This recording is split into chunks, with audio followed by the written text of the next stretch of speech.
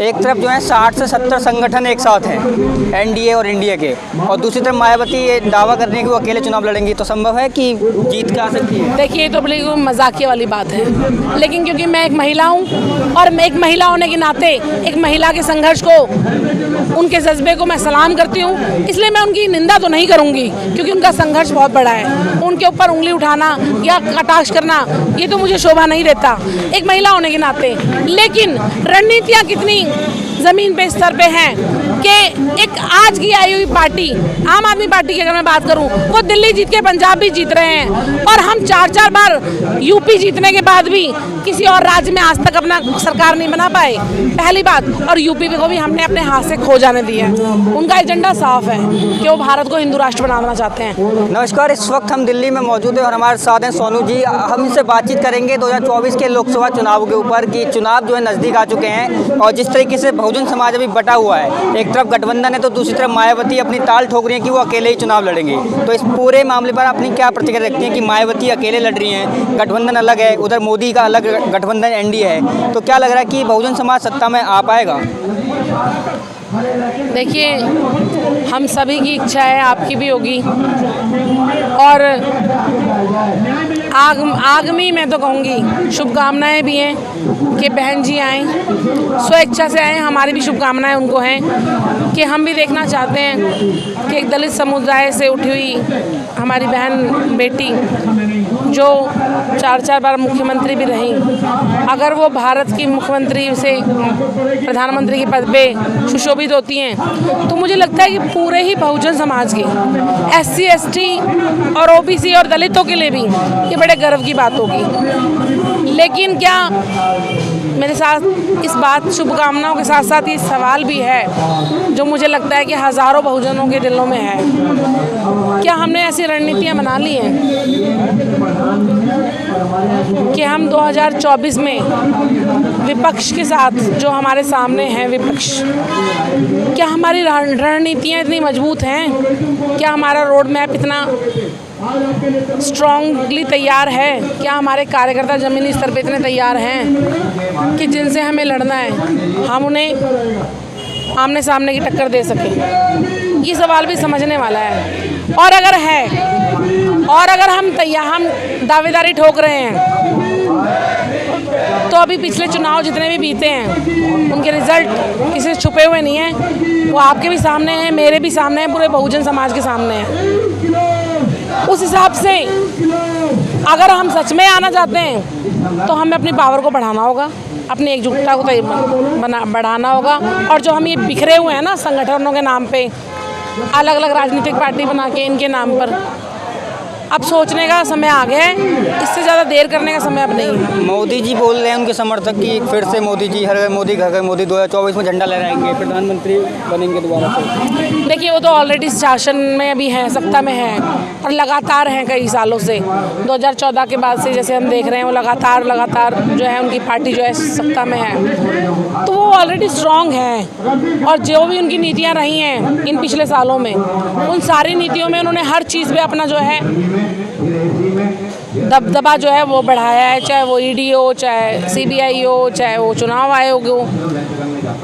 तो हमारे लिए ना एक चुनौती तो है ही बहुत बड़ी, और मुझे लगता है सिर्फ ये बहुजन समाज के लिए नहीं, और भी विपक्ष जो भी हैं, कांग्रेस है या समाजवादी पार्टी है, सभी के लिए एक चुनौती तो है 2024 का जो चुनाव है। क्योंकि हमें सिर्फ एक पार्टी से नहीं लड़ना है इस बार चुनाव, हम सबको ये भी ध्यान रखना है कि एक विचारधारा से भी लड़ाई है 2024 का ये जो चुनाव है। क्योंकि उनकी विचारधारा जो है आए दिन देखिए किसी न किसी रूप में, किसी न किसी बयानबाजी से सामने भी आती रहती है। वो असल में इस राष्ट्र को जो है एक हिंदू राष्ट्र घोषित करना चाहते हैं, और वो इन्हीं मुद्दों को लेकर चुनावों में उतरे हैं। उनका एजेंडा साफ है कि वो भारत को हिंदू राष्ट्र बनाना चाहते हैं। अब हमें ये देखना है कि जो बाकी के विपक्ष जो पार्टियां हैं वो लोकतंत्र पे, हमारे जो लोग हैं लोकतंत्र को बचाने के लिए कितना उनके सहयोग सपोर्ट में आते हैं या नहीं? ऐसा संभव है कि अगर 24 में दोबारा से BJP या मोदी या योगी कोई प्रधानमंत्री बन के आते हैं तो इस देश को हिंदू राष्ट्र घोषित कर दिया जाएगा? बिल्कुल बिल्कुल संभव है। हम सबको इस चीज़ के लिए बिल्कुल तैयार हो जाना चाहिए कि अगर देखिए ये उनके, आपको मैं एक बात बताती हूँ, ये कोई आज की नीति नहीं है उनकी। जब से भारत देश आज़ाद हुआ है तब से आरएसएस जो उनका संघ है, जिस संघ से पैदा हुई है BJP party, Bharatiya Janata party जिस सोच से पैदा हुई है, गोडसे से लेके गावस्कर तक, गोडसे से लेके सावरकर तक, और जितने भी हैं, आज मोहन भागवत भी उसी लॉबी से आते हैं, हमारे माननीय प्रधानमंत्री मोदी जी भी उसी लॉबी से आते हैं। ये जो सारी लॉबी है जो, ये इनका आज का एजेंडा नहीं है, ये इनका भारत के आज़ादी के टाइम का ही एजेंडा है कि भारत को हिंदू राष्ट्र घोषित किया जाए। वो उन्हीं मुद्दों को लेके लड़ रहे हैं और बड़ी मजबूती से लड़ रहे हैं। तो हमें भी, जब हमें हमारे सामने शक्तिशाली जब कोई चीज़ हो जाती है धीरे धीरे, और वो मजबूत एक दिन में नहीं हुए हैं, उन्हें हमने, हमारी गलत नीतियों ने उन्हें मजबूत किया है और संविधान को कमज़ोर किया है। अच्छा, ये बताइए कि मायावती का सपना, मतलब प्रधानमंत्री का जो है दलित समाज का, और बहन जी का सपना कि प्रधानमंत्री बनना है, एक तरफ जो है 60 से 70 संगठन एक साथ हैं, एनडीए और इंडिया के, और दूसरी तरफ मायावती ये दावा कर रही है कि वो अकेले चुनाव लड़ेंगी, तो संभव है कि जीत का आ सकती है? देखिए, ये तो बड़ी मजाकिया वाली बात है, क्योंकि अब समय नहीं है अकेले लड़ने का। अब तो समय है सबके साथ आके सहयोग से हम चुनाव लड़ें। हो सकता है मेरे बहुजन समाज के कुछ नेताओं को, कुछ कार्यकर्ताओं को ये मेरी बात बुरी लग जाए, लेकिन सच जो है ना कड़वा होता है। धरातल पे दिखनी चाहिए चीज़ें। अब धरातल पे की मांग कुछ और है और हम बोल कुछ और रहे हैं। हमें लगी है प्यास और हम बोल रहे हैं अमृत देंगे 5 साल बाद। तो अमृत की ज़रूरत नहीं है, प्यास लगी है, पानी की ज़रूरत है, पानी से बुझेगी।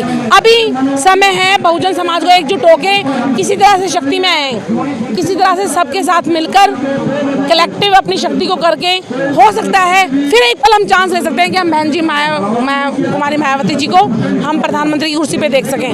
लेकिन अकेले तो हम अपनी शक्ति को ना बखेर रहे हैं। पर उन्होंने तो साफ इनकार कर दिया, आपकी जो संगठन इंडिया बना है अभी गठबंधन, उसमें सारे जो है धन्ना सेठ के और मनुवादी हैं, पूंजीवादी हैं, सारे लोग, बहुजन समाज का कोई है ही नहीं। साफ इनकार कर दिया कि साफ। देखिए, मैं यहाँ पे किसी की निंदा नहीं करना चाहती हूँ, किसी की नीतियों की।